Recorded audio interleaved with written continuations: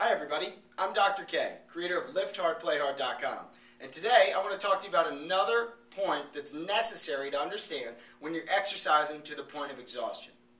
And this point really comes down to being able to adjust an exercise based off of your needs or your situation. For example, I'll give you a few. One, crowded gym space. We all run into it. Not enough room at home. We all run into that too.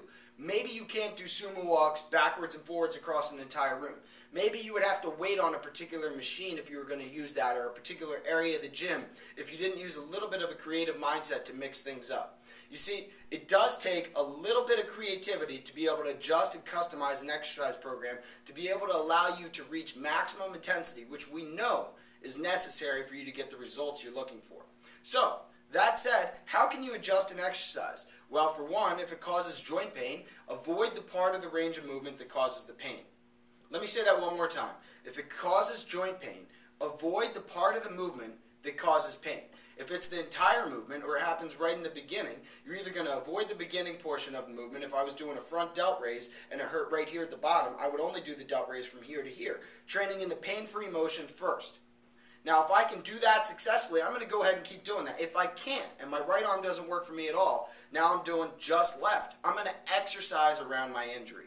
You know, I received a great question from Christy, who comments on my blog all the time about how could you adjust a burpee so it doesn't hurt your knees. Well, Christy, I'm so glad that you asked. And here's the answer. You see, burpees can be very difficult on the knees because of a deep knee bend. This is one of the very few exceptions where I actually recommend squatting beyond 90 degrees of knee flexion, which is a right angle at the knees. The reason for this is because it's such a great whole body movement, because it's an on and off the ground, functionally based, ground-based movement that I think benefits you in more ways than just one. But in reality, all you have to do, stick your hands on a bench or a stepper or even something a little bit higher, a squat rack, and do the burpee from there so you're not bending your knees as far. You know, that small modification still allows you to be able to use the upper body component.